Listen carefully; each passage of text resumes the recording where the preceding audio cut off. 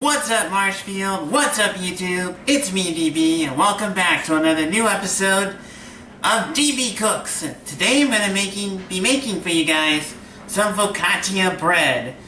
Now, the first thing that you should know about focaccia is that it's a yeast bread. So what we're going to do first is a technique that we chefs like to call bloom the yeast. I know, it sounds fly. And I hope you like my Alton Brown apron. This is from his hit show Eat Your Science, which is a fantastic show. I saw it in Providence, Rhode Island a few years ago, and it is fun! Alright, so now we're going to start the blooming the yeast process.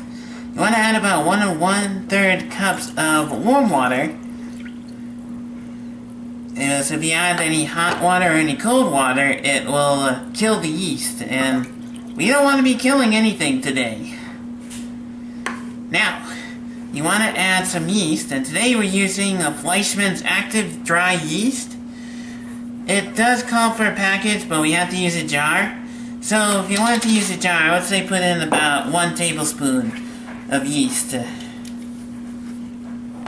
about that, folks, I meant a half a tablespoon. A whole tablespoon would be a bit too much.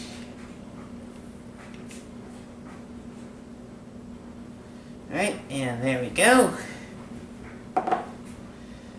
And you do want to add 1 tablespoon of sugar. This time you can add the whole tablespoon. There we go. I'm going to scoop out the sugar. Just like that.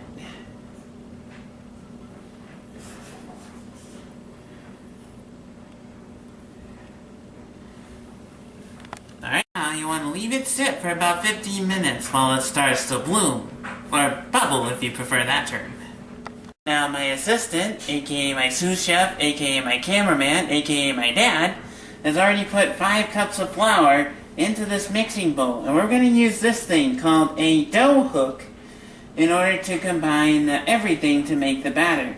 So, what you then want to add is you want to add about 1/2 cup of olive oil.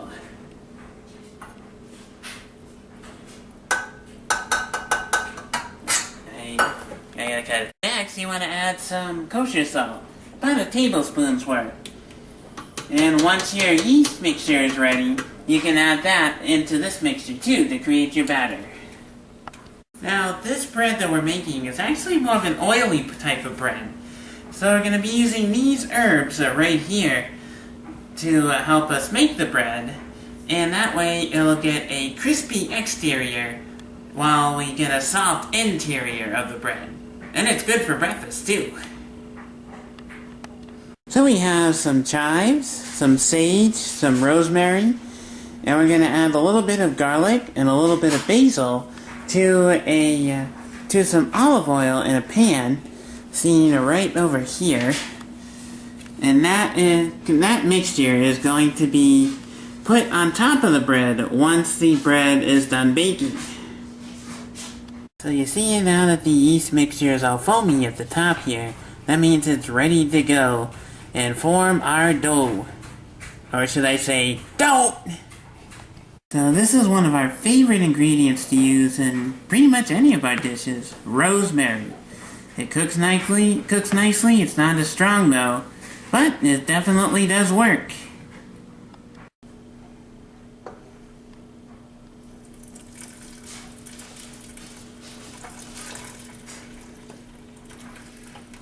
So now that our yeast is in the mixture, you want to start mixing it up.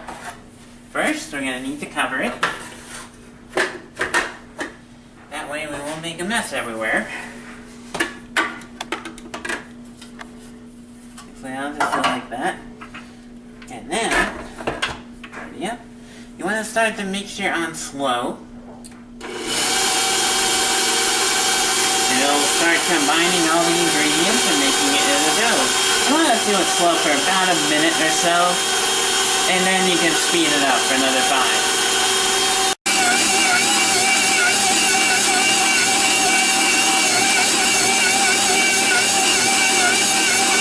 Now I'm going to show you a trick, but first let me get my hand wet. Now, spread it around this floor. Or this countertop, I should say. And, gotta put this on. That is where we're going to knead our dough. Water will keep the mat steady while we knead the dough. So now we really need to knead the dough.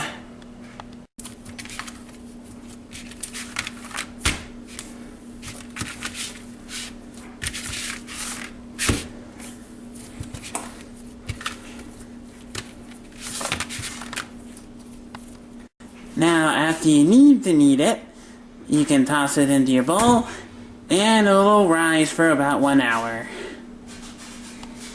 But before you put the dough in, you need a little bit of olive oil. And then, you can plop that thing right in, and cover it up with that olive oil. Then, you can let it rest to rise up for 1 hour.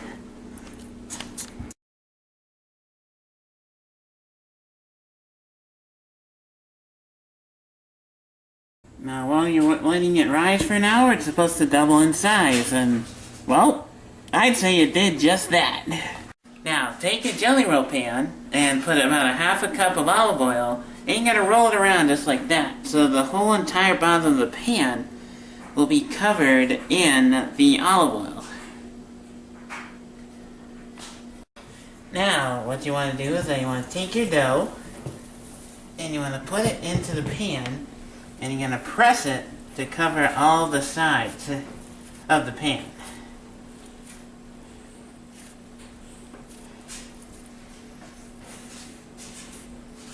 Now we flip the dough over, and then you want to continue stretching the other side. But you want to make some finger holes too, that'll act as kind of like the nooks and crannies of your bread. And it will also help catch the rosemary once we use that.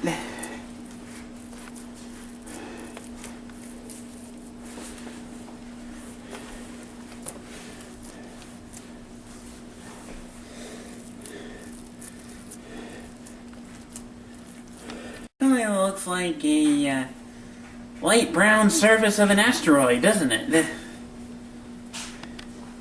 Now, you're gonna let your bread continue to rise for about another 45 minutes to 1 hour.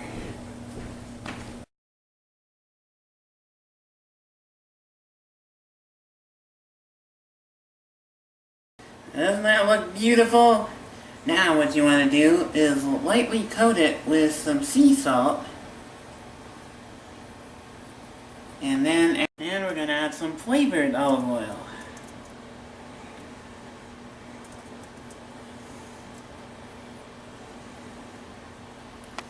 Done prior to the making of the dough.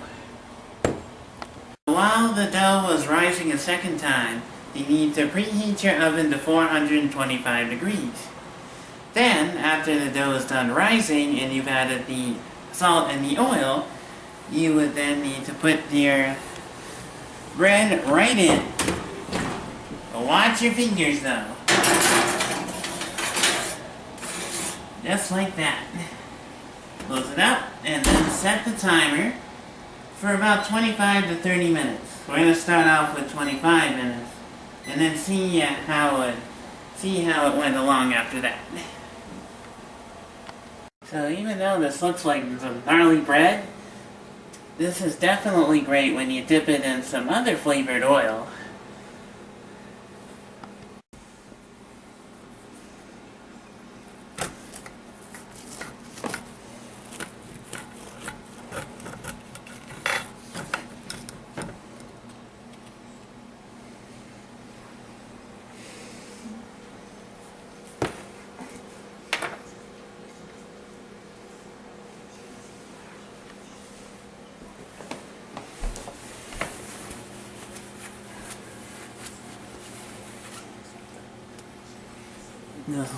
Look at that. Look at that softness right inside the bread.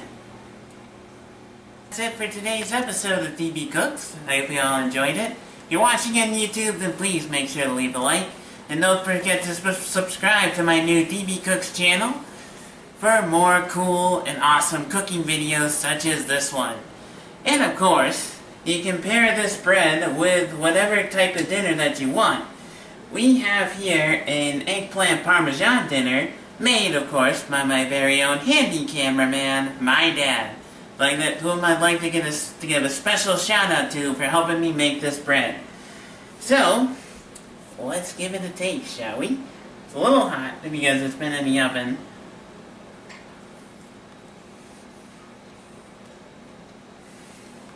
This is good bread. And you can also put butter on it too if you want. Alright, so that's it. Thanks for watching, and I'll catch you all next time. Bye bye!